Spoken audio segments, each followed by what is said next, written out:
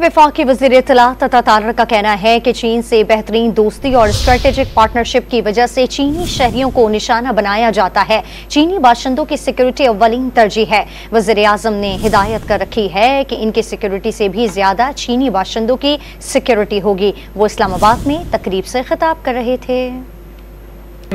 Security is a major concern and थोड़ा criticism भी हो रहा है, but I think it was very intelligent of the Prime Minister to actually preempt the security issue. He did not let the need arise कि कोई वहाँ पे security की बात करे. Every speech and most of them were telecast live in Pakistan.